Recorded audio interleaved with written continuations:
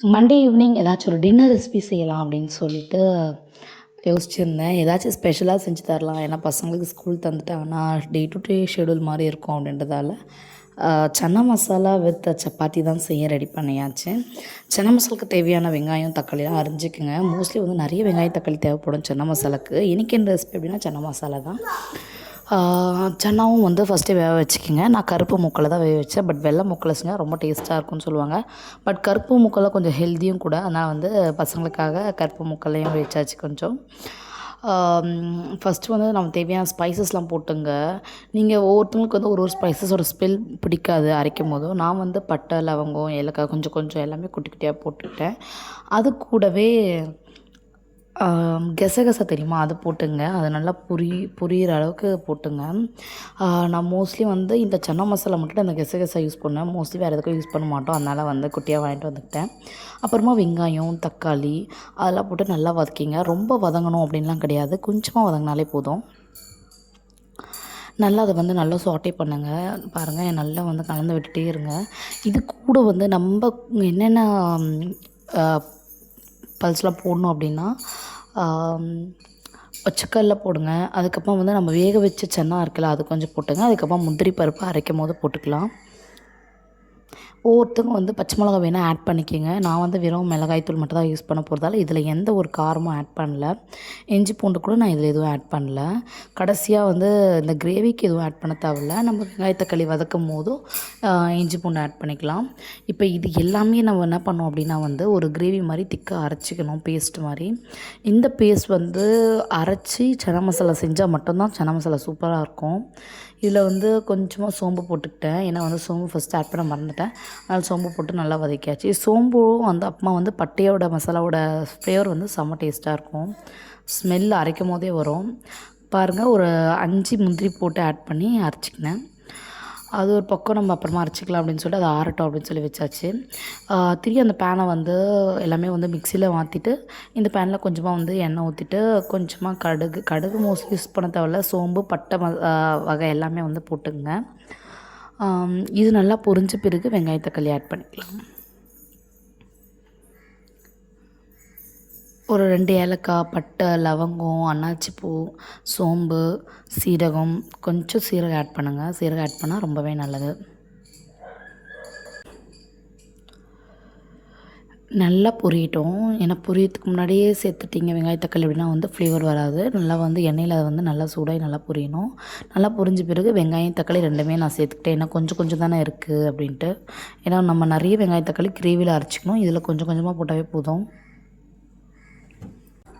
இதில் வந்து மோஸ்ட்லி ஒவ்வொருத்தங்க என்ன பண்ணுவாங்க அப்படின்னா தக்காளி அரைச்சுமே சேர்ப்பாங்க. ஏன்னா வந்து அப்போ தான் கொஞ்சம் ரொம்ப திக்காக வரும் அப்படின்னு சொல்லிட்டு. பட் நான் இந்த டைம் கொஞ்சம் தக்காளி தான் சேர்த்ததால அரைச்சி சேர்க்கலை. மொத்தமே ஒரு 4 பேர் 5 பேர் தான் சாப்பிட போகிறோன்றதால இது நல்லா இந்த மாதிரி வந்து நல்லா வதங்க விட்டுருங்க. சன்னா மசாலா வந்து மோஸ்ட்லி நான் ஒரு 1 இயர் மேலே ஆச்சுன்னு நினைக்கிறேன் செஞ்சு. நான் இதை ஃபஸ்ட்டு செய்யும் போது என்ன ஆச்சு அப்படின்னா என் பொண்ணுக்கு வந்து கொஞ்சம் வயிறு இழுத்து கேஸ் ட்ரபிள் மாதிரி வந்துருச்சு. அதில் வந்து பயம் சன்னா மசாலா செய்யணும் அப்படின்னாவே. பட் இருந்தாலுமே வந்து அது வந்து வெள்ளை சன்னா மசாலா வெள்ளை கலரில் மூக்கலரில் அதில் செஞ்சது. சரி இது நம்ம கொஞ்சம் செய்யலாம் அப்படின்னு சொல்லிட்டு கொஞ்சமாக தான் கடல போட்டு அதிகமாக நல்லா கடல போடல. பசங்களுக்குமே கொஞ்சம் கொஞ்சமாக தான் வச்சேன். நைட் டைமில் சாப்பிட்றதுனால அது கொஞ்சம் கேஸ் ட்ரபிள் அப்படின்னு சொல்லி ஹாஸ்பிட்டலில் சொன்னாங்க. அதனால தான் பாப்பா வயிறு வலி அழுகுறா அப்படின்னு சொல்லிட்டாங்க. அதில் தான் கொஞ்சம் பயம் நான் சன்னா மசாலா செய்யணும் அப்படின்னாவே. அது நல்லா வதங்கின பிறகு நம்ம வந்து இந்த கடல அது கூடவே மஞ்சத்தூள், மிளகாய்த்தூள்லாம் போட்டுக்கோங்க. இதில் வந்து மீதி இருக்க எல்லா கடலையும் இதில் போட்டுங்க. நம்ம அரைக்கிறதுக்கு வந்து கொஞ்சம் கடல ஆட் பண்ணாவே போதும். அதுதான் சொல்கிறேன், கேஸ் ட்ரபிள்னு சொல்லுவாங்க. அதனால் நீங்கள் கொஞ்சமாகவே வந்து இந்த சன்னா மசாலா போட்டுங்க, நிறைய போடாதீங்க. அதுவும் குழந்தைங்களுக்கு முட்டை ஊட்டிட்டு அதுக்கப்புறமா இந்த மாதிரி ஏதாச்சும் ஒரு டிஷ்ஷு 1 இயர் கீழே இருக்க குழந்தைங்களுக்கு ஊட்டினீங்க அப்படின்னா கண்டிப்பாக இந்த மாதிரி ப்ராப்ளம் வர வாய்ப்பு இருக்குது. அப்படி தான் நான் வந்து ஒரு தடவை சுதீக்ஷாக்கு ஊட்டிட்டேன் தெரியாமல் 1 இயர் இருக்கும் போதும். இது வந்து நல்லா வதங்கணும். நல்லா வதங்கிட்ட பிறகு நம்ம பேஸ்ட் மாதிரி அரைச்சி வச்சுருந்தோம் இல்லையா, அதை வந்து இது பண்ணிக்கலாம். இப்போ வந்து நம்ம மிக்சியில் இருக்க திங்ஸ் எடுத்து நல்லா அரைச்சான்னு பார்த்துட்டு அரைச்சிக்கோங்க. நம்ம வந்து ஃபுல்லாக வதங்கின பிறகு மிளகாய்த்தூள் மிளகாய்த்தூள் வந்து வீட்டில் அரைஞ்ச மிளகாய்த்தூள் தான். நான் ஆச்சி மிளகாய்த்தூள்லாம் சேர்க்கல. ஏன்னா வந்து மோஸ்ட்லி வந்து ஆச்சி மிளகாய்த்தூள் வந்து நிறைய ஆட் பண்ணவே மாட்டோம் குழந்தைங்க சாப்பிட்றதால. வீட்டில் செஞ்ச மசாலா மட்டும்தான் ஆட் பண்ணுவோம். இப்போ ஆச்சி மசாலா ஆட் பண்ணி நல்லா வதங்கின பிறகு அந்த பேஸ்ட்டையும் அரைச்சி ஊற்றிட்டு தண்ணி ஊற்றிடுங்க. இல்லைன்னா வந்து மிளகாய்த்தூள் ஒரு மாதிரியாக வந்து தீஞ்ச ஸ்மெல் வர ஆரம்பிச்சிடும், அடிப்பிடிக்க ஆரம்பிச்சிடும். கொஞ்சம் நேரம் வதங்கட்டும் அப்படின்னு சொல்லிட்டு ஃபாஸ்ட்டாக வந்து மிக்ஸி போட்டு அதை அரைக்க ஆரம்பிச்சாச்சு. பாருங்கள் எந்த கலரில் வந்திருக்குன்ட்டு தெரியுதா? நல்லா வந்து இப்போ வெறும் கடல மட்டும் தான் தெரியுது, வெங்காயத்தை கடல வதங்கியிருக்கு.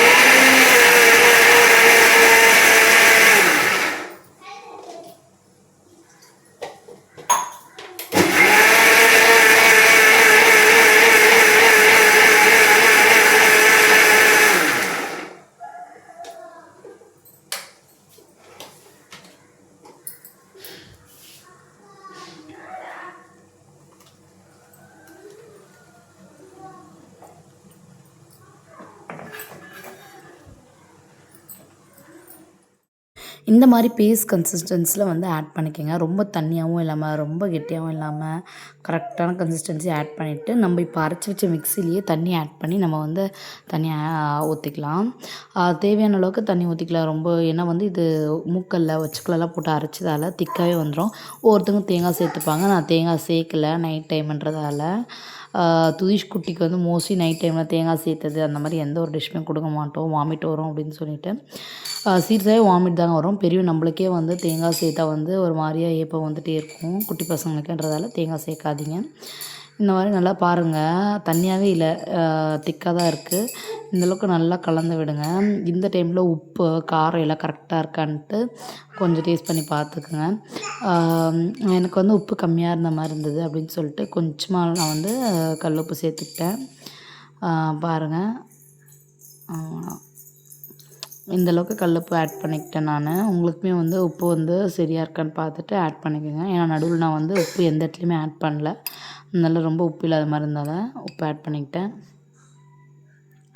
தண்ணியுமே வந்து எங்கள் ஃபேமிலிக்கு தேவையான அளவுக்கு அதிகமாக ஊற்றிக்கிட்டேன். ரொம்ப திக்காக இருக்க மாதிரி இருந்தது, இன்னும் கொதிச்சா ரொம்ப திக்காகிட போகுதுன்ட்டு. நல்லா கொதித்த பிறகு கொத்தமல்லி போட்டுங்க. பாருங்கள், இப்படி தான் இருந்தது. பார்க்கவே வந்து டெம்ப்டாக இருந்தது. இதுக்கப்புறமா சப்பாத்தி செய்யணும் அப்படின்னு நினச்சா கொஞ்சம் டயர்டாக தான் இருக்குது. இவ்வளோ தாங்க இன்றைக்கி வீடியோ. நல்லா வந்து ரெடி ஆகிடுச்சு. இதுக்கப்புறமா சப்பாத்தி செய்கிற வீடியோ வந்து நெக்ஸ்ட் பார்ட்டில் கண்டினியூ பண்ணுறேன். வீடியோ லென்த்தாக போயிட்டுருக்கு, வாய்ஸ் ஓவர் கொடுக்க முடியல. இந்த வீடியோ உங்களுக்கு பிடிச்சிருந்தா லைக் பண்ணுங்கள், ஷேர் பண்ணுங்கள், கமெண்ட் பண்ணுங்கள். கண்டிப்பாக சப்ஸ்கிரைப் பண்ணிவிடுங்க. இந்த வீடியோ வந்து நெக்ஸ்ட் பார்ட் 2ல் பார்க்கலாம். பாய்.